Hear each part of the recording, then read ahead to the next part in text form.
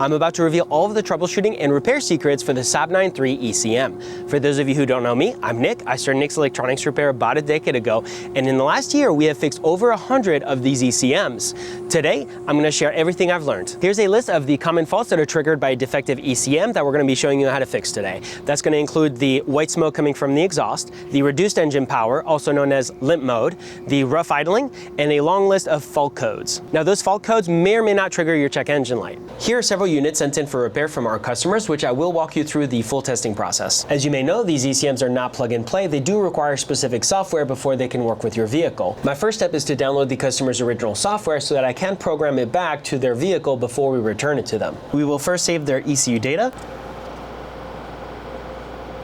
And this process will take some time. I already made a full in-depth software copying and programming video, so if you want to know more about that, I will link that video in the description down below. Okay, now we can go ahead and dump the MCP data. All right, we just cleared the log, and now we can flash to the original ECU software for the vehicle.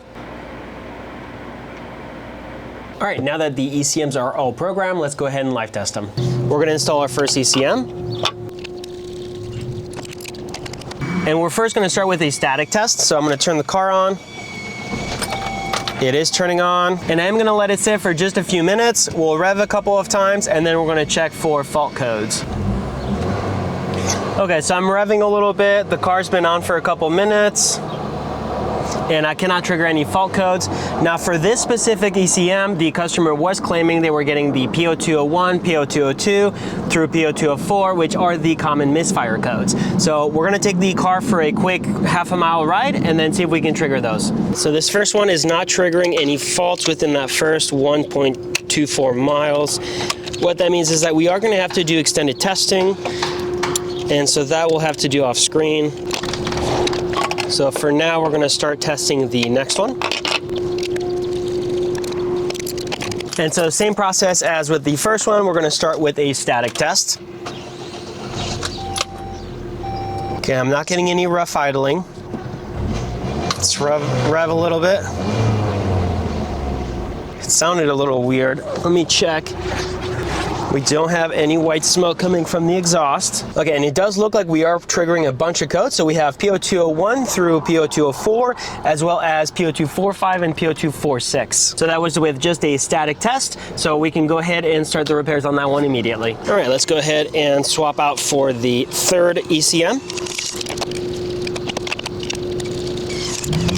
All right, let's start our static test. Okay, I'm not getting any rough idling. No white smoke from the exhaust pipe, so we're good there. Just gonna do a quick check on our fault codes, and I didn't even rev, we're already triggering them. So on this one, we're not triggering the 0246 and 0245, but we are triggering the P0201, P0202, P0203, and P0204. So again, same thing, we can go ahead and immediately disconnect it and go ahead and start with our repairs. All right, and finally, we're gonna install our fourth ECM in the car. All right, final static test. Oh, very rough idling. Check engine light is on, and I want you to see what I'm seeing here, which is we are getting reduced engine power contact service. Let's go ahead and turn the car back on, and you can see our check engine light is indeed on. I'm not getting rough idling on this second turn on though. Okay, we're getting a little bit of rough idling again. Let's see, and we are triggering some codes, so the P0606 and P0638. All right, so let's go ahead and remove that one, and now we can start prepping the the 3 units for repair. That first one, we are gonna have to do some extended testing, so that one will get fixed later. For the opening process, we're gonna flip it over to this side, and we're gonna start by removing the 3 top screws. These are T15s. And next, I'm going to use these tools, which are ECU openers. They are only threaded near the end. So they're supposed to catch that lid and bring it up a little bit. Next, I'm going to use this screwdriver to help open it up, loosen it up a little bit. Just kind of put it in the crevice. I'm not getting very good leverage yet. Okay, let's try to open up the unit a little more with the tools. And you can see right there, it's starting to separate. Let's see. You can see a little separation starting. Okay, let's see, can I have, okay, there we go. Okay, let me see if I can get a little bit better separation with a different tool. Yeah, there we go. So now we're gonna screw these in all the way. Let's break off a little bit of the gasket here. Okay, and you wanna be careful when using these tools because you can strip the metal. And I did just a little bit with that front one, but we were still able to open it, so it's not a problem. It didn't strip the threading for the screws though, so just to clarify that.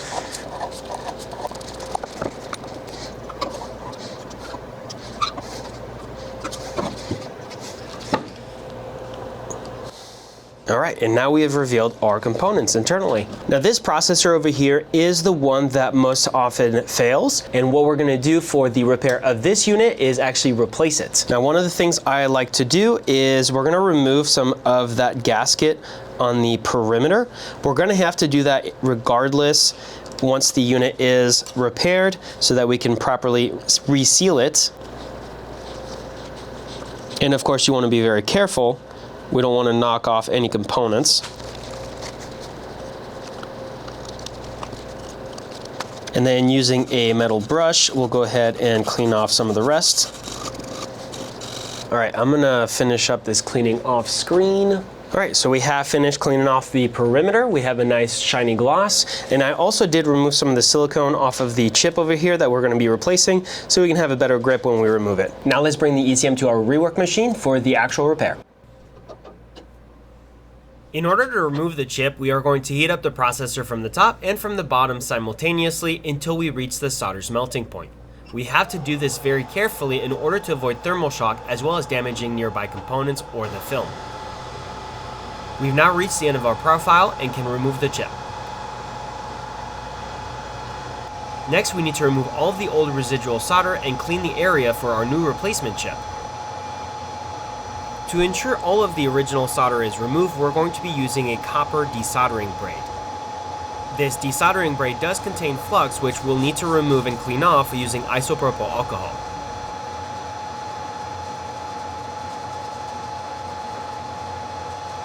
Now we can add some fresh no clean flux.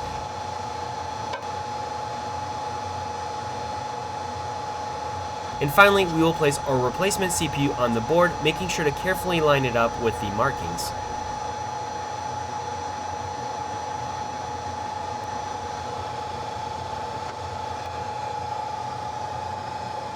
Now we will run our CPU installation profile and let the machine do its work. We have just reached the end of our profile, and to make sure the chip has properly attached, we are going to give it a small, gentle prod. If the chip bounces back to its original position, it would confirm all the solder is in a liquid state, and thus the chip should have properly attached itself, which seems to be the case. Now that we've installed our replacement processor, I do want to make sure that it is lined up correctly. I'm going to zoom in. I want to make sure the spacing is good on the solder balls, and we can see the spacing does look good here. It's a little tough to tell from this angle because I have some other components that are in the way, but it does look to be pretty flat across the board. And then finally, last side also looks pretty flat across the board. We just want to make sure that there isn't any bubbles or one side that is much closer or further away from the PCB than another. So the reason for that is because this film here is not actually a circuit board. It is just film. So it can bubble and warp and move around. All right, next let's go ahead and do a quick little bench test. I have connected the ECM back to our bench system, and we're just gonna power it on to make sure it's drawing the correct voltage and amperage, which it is, 0.16. That's what we're looking for. So the ECM is now ready for our static test. For our static test, we are not closing the ECM. We're gonna leave it open. And because we can't properly install it, we're gonna have to ground it manually with this little jumper system we got going. And part of the reason we're doing this is because the lid will break if we open and close it too many times. So we wanna make sure that the ECM is working as much as possible before we actually commit to closing it. Okay, the car started right away. I'm not getting any rough idling. I am in neutral. I have my e-brake. I'm gonna rev a little bit. And I'm gonna check to see if I'm pulling any codes now. So I'm not pulling any codes. And this ECM specifically is the one that was triggering the P0201, 0202, 03, 04, but not the 45 or 46. And that was while we were still static. We never moved the car. I didn't even have to rev, if you recall. So as of right now, it seems like that issue is resolved. Obviously, we're gonna need to do more testing. But so far, I'm idling perfectly. I don't have any white smoke coming from the exhaust, and I'm no longer triggering any codes. So to me, that tells me I can go ahead and close up the ECM for actual further testing. All right, I just finished the extended testing for the ECM. Let's take a quick look. We are still not pulling any codes. There was no rough idling, no limp mode. The exhaust pipe was not blowing out any white smoke. So to me, that tells me that this ECM has completed the long test, and we are good to seal it back up, reprogram it to our customer's original software before we ship it out. And then we're gonna static test this one, which is one we also have replaced the processor on. We've already done the bench testing as well, confirmed it was good. So of course we'll want to properly ground it. All right, let's do our initial test. And it seems like it turned on okay. It is not rough idling as of right now. I don't have white smoke coming from the exhaust. Let's check for codes, and I'm not getting any codes right now. So I'm gonna go ahead and rev it for a little bit.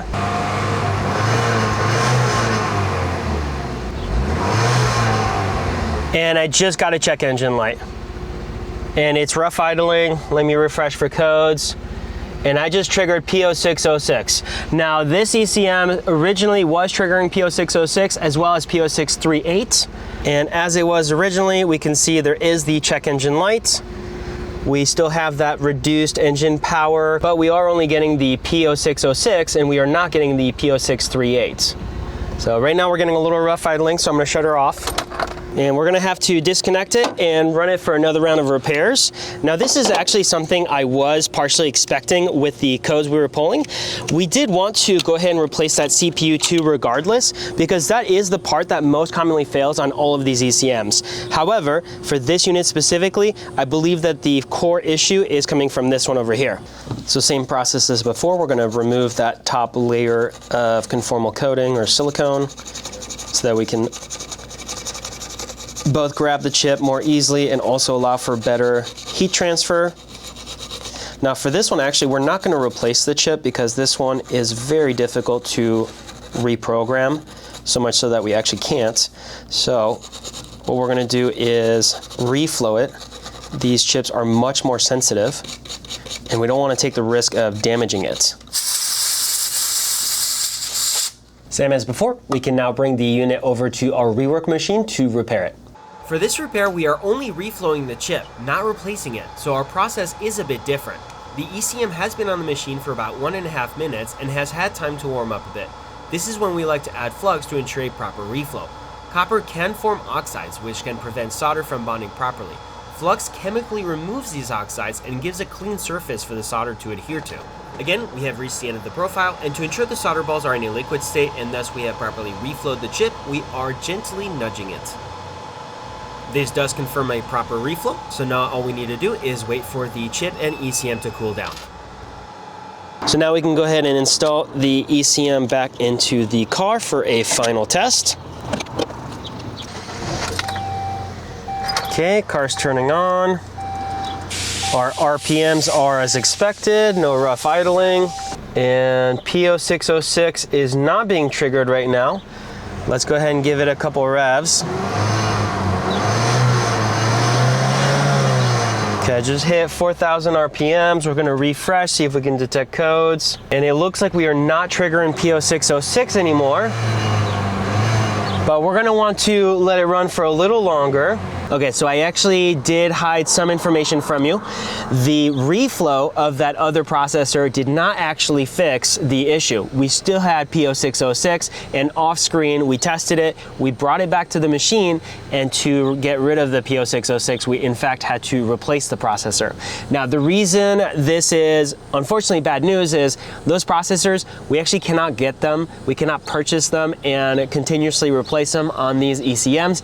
When we do this action, injection, it has to be from a donor board.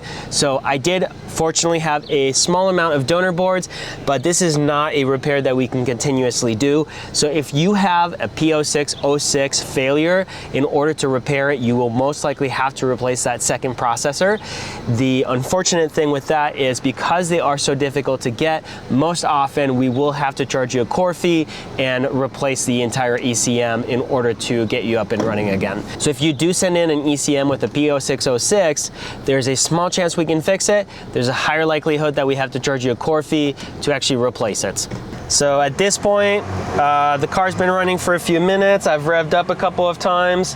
The P0606 is no longer being triggered, so I'm confident in our repairs. We can go ahead and close it up, and then we can do that extended testing. I want to talk a little bit more in depth about the repairs and what we do specifically. Looking at this processor here, this is the first one we replace, and this is the one that most commonly fails. So let's call this one CPU 1. Now I say it's the one that most commonly fails. That's not actually true. It doesn't technically fail. What fails often is the solder balls that connect the processor to the film, to the PCB itself, not the actual processor. However, it's much easier and simpler to just replace the processor, so sometimes we opt for that. We have no issues sourcing that processor, which does cover about 80 to 90% of the faults. We do sometimes run into issues when we get the P0606 or P0638, and that often can be caused by this other processor, which we'll call CPU 2. However, when we experience P0606 and P0638, while we can sometimes resolve that by replacing the CPU 1, we sometimes have to either reflow or reball the CPU 2, and in today's instance, we actually have to replace it. So I just finished testing the ECM that was triggering the P0606 failure, where we replaced the CPU 2, the least likely to fail. Right now we've driven just a bit over 20 miles. So far so good. It is no longer triggering the fault. We are going to swap to the final ECM that we have fixed, which had misfire codes, and that one we had replaced the CPU 1 on that. All right, let's do our final swap. All right, again, the vehicle is turning on properly. I'm not getting any rough idling. It's not looking like we're getting any white smoke. Do a little revving here for our static test. And yeah, it is not rough idling. I'm not triggering any codes. So this last one, it looks like we have a successful repair. So now we can go ahead and close it up so we can do that extended testing. We just finished the 20 plus miles of testing with that ECM, and it is working. So that does confirm we have yet another successful repair. If you have any questions regarding ECM troubleshooting or repairs, let us know in the comments down below. Otherwise, if you have one of these units that you would like to send in for us to fix, we do offer flat rate services. Those come with a 1-year warranty, and those are available on our website, which I will link in the video description down below. Finally, if you found the video helpful or useful, leave us a like, subscribe for more content, and thank you for watching.